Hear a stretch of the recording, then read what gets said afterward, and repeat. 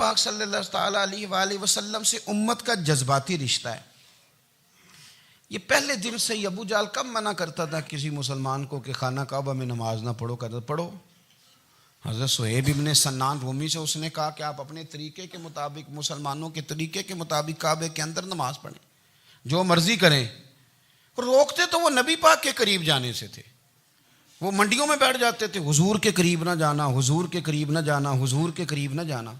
میری بات کو آپ سمجھے اور ہمیشہ یاد رکھیں، امت کا نبی پاک سے جذباتی رشتہ، جذباتی. یہ جو رسول اللہ کی امت ہے یہ گناہ گار ہو سکتی ہے پر اپنے نبی کی غدار نہیں ہوتی. میں آپ کو صحیح کہہ رہا ہوں. میرے کلین شیو نوجوان کے کان میں آپ جا کے کہیں نبی پاک، چاہے اس نے نماز نہ پڑھی ہو، چاہے اس نے داڑھی نہ رکھی ہو، آپ حضور کا نام لیں، اس کے رونگٹے کھڑے ہو جاتے ہیں.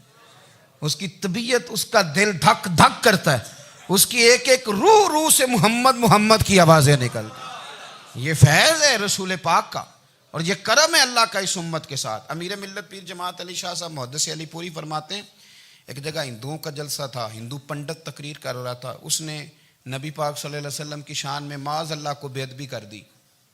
مسلمان تھے ہی نہیں، ایک مسلمان تھا، وہ ملنگ نہیں ہوتے دوری ڈنڈے والے، اس کے پر رنگین ڈنڈا تھا، وہ کہیں دور بیٹھا تھا. تو اس نے سن لی، اسپیکر چل رہا تھا، تو وہ ڈنڈا لے کے تو سٹیج پہ چڑھ آیا. وہ کہتا ہے میں نے پنڈت کے سر میں مارا ایک ہی ہے پر مارا ذرا صحیح کر کے. وہ ڈھیر ہو گیا، لوگوں نے گرفتار کر لیا، جیل میں چلا گیا. پیر صاحب کہتے ہیں میں ملنے گیا، بندے کو بسم اللہ بھی سیدھی نہیں پڑھنی آتی، سورۃ اخلاص بھی ٹھیک نہیں آتی، اسے ربنا آتینا دعا نہیں کر سکتا، ملنگ ہے. میں ملنے گیا اور میں نے کہا یار نہ تو نماز پڑھے، نہ داڑھی رکھے، نہ تو مسجد جائے، پر تو نے کمال کر دی. تو کہتے ہیں پیر صاحب چھم چھم رویا اور پنجابی میں کہنے لگا پیر صاحب میں گناہ گار ہاں پر اپنے نبی دا غدار تے نہیں نا. یہ گناہ گار اور غدار میں فرق ہوتا ہے. میں گناہ گار ہوں پر یہ تو نہیں نا کسی کی ضرورت کہ میرے سامنے میرے نبی کے بارے میں بات کر جائے اور ساڈی اچھی تے سچی سرکار نو گل کر جائے. یہ بات آپ سمجھیں. دشمن احمد پہ شدت کیجئے، ملحدوں سے کیا مروت کیجئے، شرک ٹھہرے جس میں تعظیم رسول، اس برے مذہب پہ لعنت کیجئے، اور مثل فارض زلزلے ہوں نجد میں ذکر آیات ولادت کیجئے اور یا رسول اللہ کی کثرت کیجئے.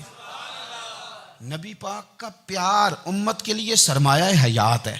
رسول پاک کے ساتھ امت کا والہانہ رشتہ ہے. نبی پاک کے ساتھ والے حضرت خبیب کو گرفتار کر لیا مکے والوں نے. اس وقت غربت تھی اسلام پر. مکے میں سارے لوگ کٹھے ہو گئے اور چوک میں پھانسی دینے لگے حضرت خبیب کو. کہنا آسان ہے، کرنا بڑا مشکل ہے. بندہ جیل میں الجھ جائے تو میں نے بڑے بڑے سیانے لوگ معافیاں مانگتے دیکھے، بڑے بڑے لوگ کہتے دیکھے ہیں کہ یہ کام بڑا. قید تنہائی بذات خود ایک مصیبت ہے. آپ کو اکیلا رہنا پڑ جائے نا، یہ لاک ڈاؤن ہوا ہے تو لوگ نفسیاتی مریض بن گئے. اکیلے رہنا، تنہا رہنا کوئی چھوٹا کام ہے. حضرت خبیب اکیلے اور مکے کا دور اور چاروں جانب کافر، اور چوک میں جب پھانسی پہ لٹکایا جانے لگا تو ابو سفیان بولے اور بول کے کہنے لگے یار بندہ کوئی کام کر کے بڑا پچھتاتا بھی ہے کہ یار نتیجہ کیا نکلا. تو معاذ اللہ آپ کا بھی نتیجہ تو پھانسی ہے، تو آپ کا کیا خیال ہے؟ یہ آپ یقین کریں کہ لوگ صحیح صحیح ساتھ چلتے ہیں، تھوڑی سی دشواری اٹھانی پڑ جائے تو کہتے ہیں میں گاڑی ٹھیک تھا، پر انہی پتھروں پہ چل کے اگر آ سکو تو آؤ. میرے گھر کے راستے میں کوئی کہکشاں نہیں ہے. لوگ نا میٹھا میٹھا کھانا چاہتے ہیں، تھوڑا کڑوا آ جائے تو مصیبت بن جاتی. کہتے ہیں سارے فلانے سے پیار کریں گے تو میں کروں گا، سارے مخالفت بھی کریں گے تو ہم انشاءاللہ پیار ہی کریں گے. یہ کیا بات ہوئی کہ ہم زمانے کا رنگ دیکھ کے چلیں گے؟ اب بعض لوگ پچھتا رہے ہوتے ہیں. حضرت خبیب سے کہا ابو سفیان نے، ابھی کلمہ نہیں پڑھتے تھے، کہنے لگے تو اس وقت پھانسی پہ لٹک رہا ہے اور تیرے نبی مدینے میں اور آرام میں، اور ان کے صحابہ آرام میں، اہل بیت گھر میں. تیرے ذہن میں اگر اس وقت یہ بات ہو کہ اس وقت تیری جگہ پہ وہ ہوتے معاذ اللہ، تو پھر کیا ہوتا؟ مجمع غیروں کا، علاقہ غیروں کا. یہ ٹائم آیا تھا اب نعرہ رسالت لگانے کا. اب ٹائم آیا حضرت خبیب نے نعرہ رسالت لگانا ہے، پر لگانا کس طرح ہے کہ کافر یاد رکھیں. حضرت خبیب سے کہنے لگے اگر تیری جگہ حضور ہوتے تو پھر تیرا کیا خیال ہے معاذ اللہ؟ تو حضرت خبیب کہنے لگے تم ابھی بھی نہیں سمجھے، ٹھیک ہے میں مکے میں اکیلا ہوں، سارے لوگ مدینے میں ہیں، پر میں پچھتا نہیں رہا، میں تو فخر کر رہا ہوں. میں فخر کر رہا ہوں اس لیے کہ چوری کر کے جان نہیں دے رہا، مدینے والے کی عزت پہ جان دے رہا ہوں. میں فخر کر رہا ہوں. فرمایا سن، تو کہتا ہے تیری جگہ حضور ہوتے اور تم انہیں یہاں معاذ اللہ پھانسی پہ لٹکاتے. فرمایا سن، میں تو یہ بھی پسند نہیں کرتا کہ میں گھر میں بیٹھا ہوں اور میرے نبی کو ہلکا سا کانٹا بھی چبھ جائے.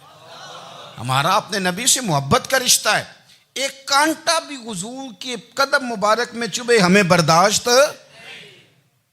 مجمع ان کا تھا، نعرے لگ رہے تھے، ہم نے مسلمان پکڑ لیا، لیکن حضرت خبیب نے اکیلے، اللہ کرے آپ کو میری بات کی سمجھ آئے، اللہ کرے آپ کو سمجھ آئے، اکیلے جب پھانسی کے تختے کے قریب نعرہ لگایا نا کہ میں تو کانٹا بھی نہیں چبھنے دوں گا اپنے نبی کو، اب سارے ہار گئے.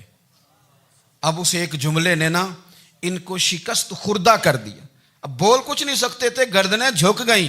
اور جب سناٹا چھایا تو ابو سفیان ساتھ والے سے کہنے لگا باقی ساری باتیں اپنی جگہ پر ہیں، پر اصحاب محمد سے پیار تو بڑا ہی کرتے ہیں نا.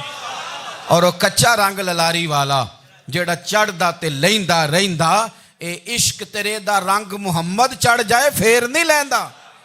کہا یار پیار تو یہ کرتے ہیں نا، اس میں کوئی شک والی بات. اس پیار سے کافر ڈرتا ہے. نبی پاک کے ساتھ جذباتی وابستگی.